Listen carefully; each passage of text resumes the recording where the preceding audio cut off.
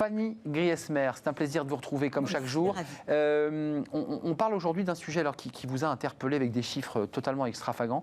C'est le temps que l'on perd au travail en des tâches inutiles, en des tâches tout à fait bullshit pour certaines d'entre elles. Alors pas totalement inutile, on va le voir. Totalement. Non, j'ai vu qu'il y avait les mails, on va en parler, il y a tous ces sujets.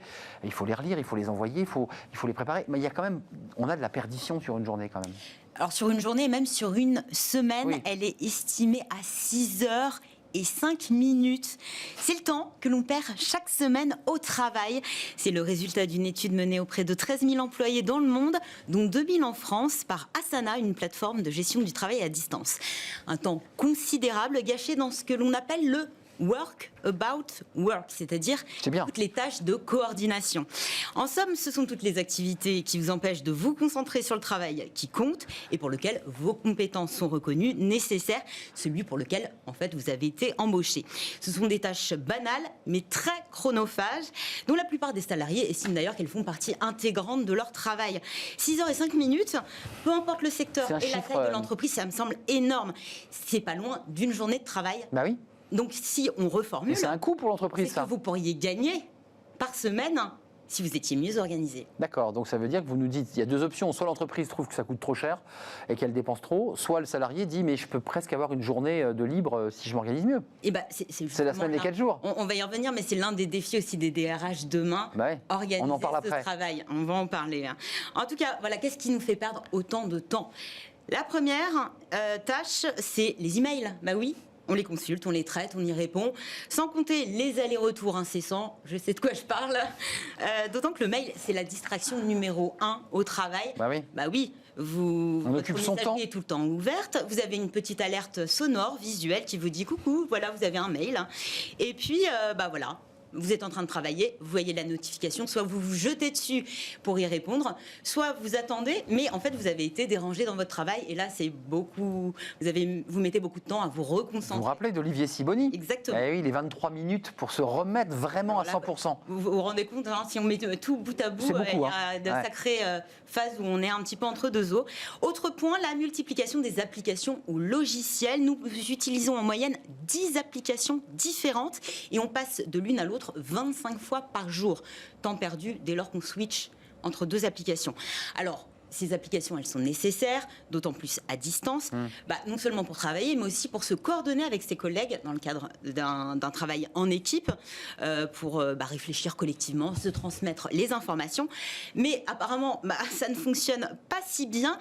Nous passons presque 5 heures par semaine à repasser derrière le travail de nos collègues. Donc on refait le même travail. Donc c'est totalement inutile pour le coup. Il y a aussi beaucoup de contrôle, faut préciser. On contrôle le travail de l'autre. C'est ça. Et généralement ça fait. Et puis ça redescend et ça monte. Aussi les allers-retours. Et puis à cela on ajoutera aussi les heures de réunion, des réunions qui ne sont pas toujours nécessaires et qui vous concernent pas toujours la réunionnite. Non plus. Voilà, mis bout à bout, c'est énorme et ça donne 6 heures et 5 minutes. Bon, c'est une moyenne, bien sûr. Alors le confinement, confinements, j'ai envie de vous dire. Ça modifie forcément. N'ont rien à arranger du tout, ça a même amplifié le phénomène. À distance, et oui, il a fallu réorganiser le travail, et c'est là que je parlais du défi du DRH de demain, redéfinir les rôles de chacun, réorganiser, réapprendre à travailler en équipe, à se coordonner, tout en maintenant le cap et en gardant des objectifs bien précis. Mais quand on y réfléchit bien, le work about work, ça ne se contente pas seulement de rendre nos journées plus longues et plus difficiles, il empêche la réalisation des tâches du concret. importantes, du concret, ce pourquoi vous avez été embauché. Et ça se traduit bien sûr par une multiplication des retards sur des projets, un non-respect des délais et bien sûr des efforts inutiles. À la clé, pas que du positif, vous l'aurez bien compris, du stress, des difficultés à déconnecter, et ça on en a beaucoup parlé sur ce plateau, un risque de désengagement, voire de burn-out. De perte de temps. Alors je vais quand même aller voir, là c'est vraiment très ancré télétravail, mais avant, on ne va pas se cacher, au bureau on perdait énormément de temps. Bien sûr. Le recours massif au télétravail a accentué bien sûr ceci. Il y en a certaines qu'on va retrouver dans les causes. La cause numéro 1 de la perte de temps au travail, les discussions avec les collègues. Ah. Et oui, vous croisez quelqu'un, Et on papote. vous allez à la pause café, la machine, Non, ça fait un bien fou. s'éternise, votre café est froid, mais vous restez quand même. Mais on en reprend un deuxième. Voilà, exactement. Viennent ensuite les nuisances de l'open space. Oui, vous avez les coups de fil, les collègues qui sont en train de discuter. Ça vous empêche de vous concentrer. Bon, jusque-là, voilà, si vous êtes en télétravail, aujourd'hui, on peut dire que c'est de l'histoire. Beaucoup ont bien travaillé en télétravail. On trouvait qu'ils étaient plus productifs. Plus productifs, plus au calme. Mais il y a aussi l'utilisation d'Internet à des fins personnelles. Facebook, YouTube et Wikipédia parmi les sites les plus consultés au travail. Sans compter bien sûr les communications personnelles, messages en tout genre, les SMS, les WhatsApp, les Messenger et les coups de fil personnels sur le téléphone portable. Et là, même en télétravail, j'ai bien peur que ce soit toujours d'actualité. Merci Fanny. Redites-moi, work about work, c'est ça? Le work about work. About work. En fait, c'est du travail qui permet d'organiser son travail. Voilà, c'est ça. Donc en fait, c'est le travail dans le travail. On est son propre PDG, c'est ça. Organisez-vous, pas trop de papotage, évidemment. Et puis on parlera aussi du temps que l'on perd à chercher les objets. J'ai vu qu'il y avait des études incroyables sur le temps qu'on perdait. Son stylo, par exemple, ce qui est mon cas assez fréquemment, son téléphone, ses feuilles, et c'est du temps énormément de perdu. Mais même, il y a un vrai enjeu sur même l'espace de travail, comment il est organisé, notamment sur les réseaux, pour pouvoir trouver facilement des dossiers qu'on partage. Et on perd un temps fou à chercher ces dossiers.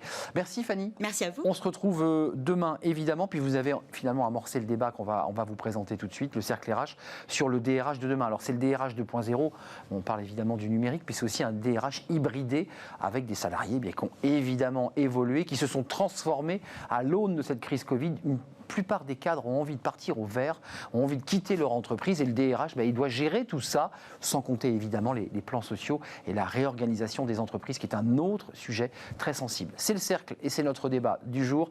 Et puis je vous retrouve juste après cette courte pause.